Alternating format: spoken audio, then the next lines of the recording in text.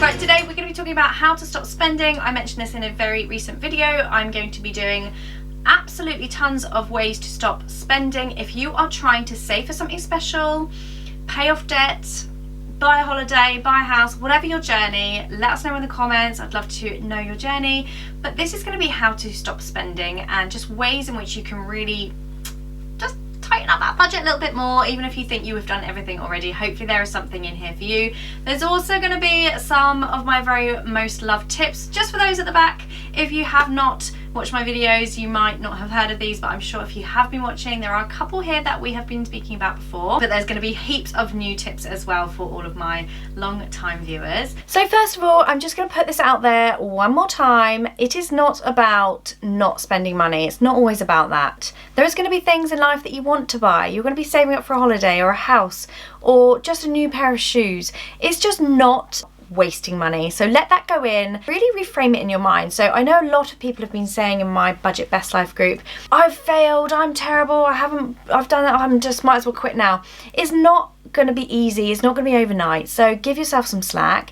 And like I said, it's not always about not spending money, it's just not wasting that money, so then you can spend that money that you've saved on other things. Let's just get my basics out there. The 30-day rule: don't go buying things unless you've really thought about it. Don't buy it on impulse. Do you need it? Do you have it already? Can you borrow? Can you loan it? Prioritize your spending. If you need to pay your bills, which we all do, then that comes first. Your savings come second, and then if you've got anything left over, spend it on yourself if you really, really want to and have thought about it. The next thing, can you afford it? How many hours? Let's quantify it. How many hours do you have to spend working so that you can buy that new top at the weekend? That little mindset click is sometimes enough to really stop you from buying things. And then on top of that thinking, quantify it with time. So not only how long you have to earn to be able to spend money on that thing, but actually how long will that then pull you back. So if you're saving for a house and you want to buy, you know, a new wardrobe for the spring, summer, whatever, which is one of the trickiest points when you're doing a no buy years, that's turning the seasons.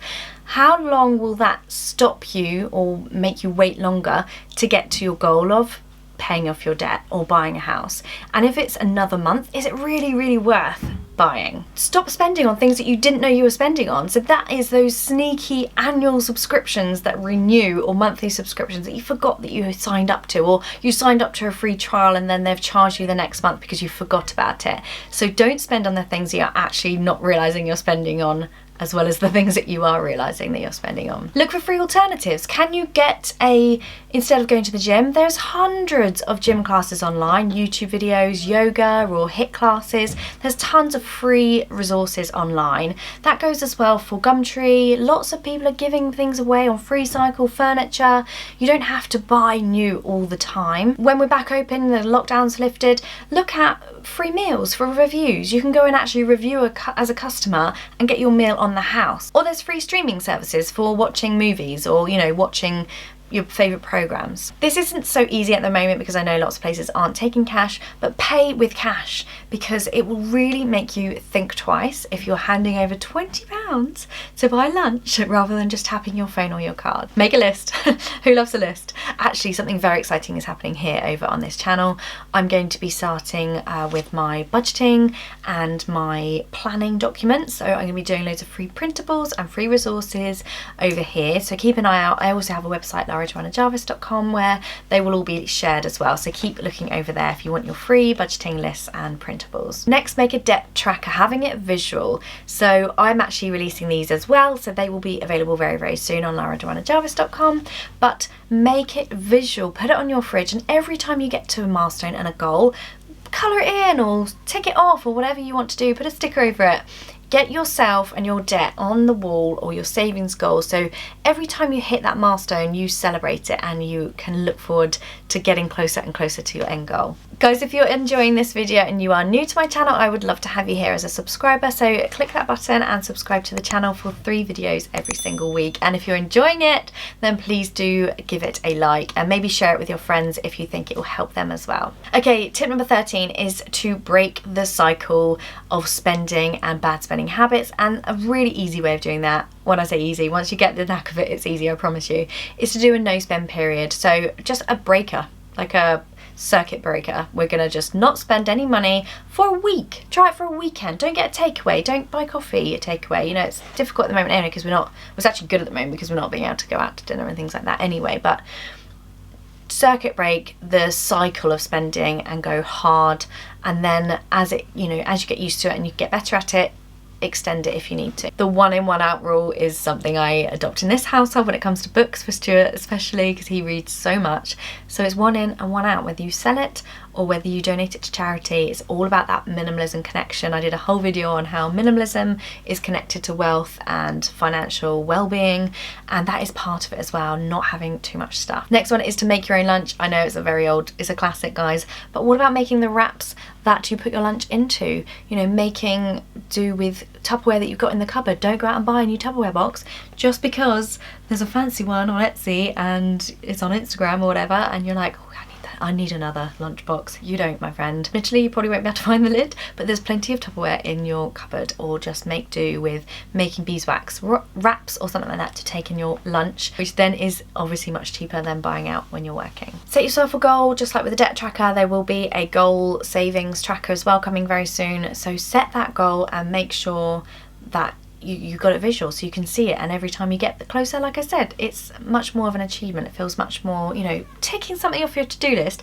is so much more satisfying than just saying, oh yeah, I've done that. I mentioned this in a recent video, I know, but don't buy the whole TV package. You can just buy a segment. Now TV or somewhere like that will allow you just to buy the sports, so you don't need to buy everything, and it's so much easier. You can cancel it whenever you like, add on when you want. Don't spend so much money on all the TV packages. Busy yourself. One of the best ways to stop spending. Collate all of your old photos into a photo book, or digital detox. You know, get rid of all of your emails and order them, or minimize a room in your house. Learn a craft, take up knitting. Busy yourself with some sort of a hobby, and it will really help you from, you know, that boredom spending mindset of, you know, that habitual spending where you're just like bored, oh, I'll just buy something. Because the endorphin hit of buying something lasts minutes. Even when it arrives, very rarely do you even get that hit of excitement. It's such a short-lived feeling that actually we need to be adjusting those triggers. If it's boredom, emotional, happiness, stress, anything like that, adjust those triggers to stop yourself from spending and adopt a different habit instead, a healthy one. Next one is when you find the need to spend, which is, I know, a lot, put that money, stop yourself from spending and put that money into an account and watch that build up. And it is so powerful because you can see exactly what you would have wasted or spent visually and building up, and it's just so powerful to realise how much money you're wasting. As I said before, look at your old statements, see where your spending goes. If it's at Costa every day and, you know, ASOS every other day, those are the things that you can tweak and to help you from stopping spending and saving extra money. Like I was saying, acknowledge those spending triggers, happiness, anxiety, fun, boredom, and really acknowledge them and work with them to then work against them. Another one is borrow, don't buy. You know, it's difficult at the moment, but clothing, you know, if you're going out to the races or a wedding when they're on, you can borrow a dress if you're only going to wear it once. There's no point spending a fortune on it if you're only going to wear it once. Just borrow it. The same goes for tools. So if you're doing a job around the house, or, you know, you want to get someone in, hire the tools instead of buying the service from someone if it's not too dangerous and you're not going to burst a pipe or something. But hire the tools in rather than buying them if you're only going to use them once. It's really learning that self-awareness around your spending mindset, and there are so many videos on this channel, as I'm sure you know if you subscribe already, but money mindset, money mistakes, money habit, there's everything here hopefully, and there's obviously more being added all the time, so check out the playlist in the description. So I would really love to know your ways to help stop spending. I know my audience absolutely loves reading the comments here, so share yours and help everyone else out. Come and join the Facebook group if you want to. It's free to join and we'd love to have you there. It's very encouraging and supportive. Even if you're not doing a no spend month, or you don't even need to save for anything or get out of debt, it's a lovely community and some really good ideas and tips flying around. And obviously if you're new here, do subscribe. I hope you enjoyed the video. Thank you for watching, guys, and I'll see you so soon. Lots of love. Bye.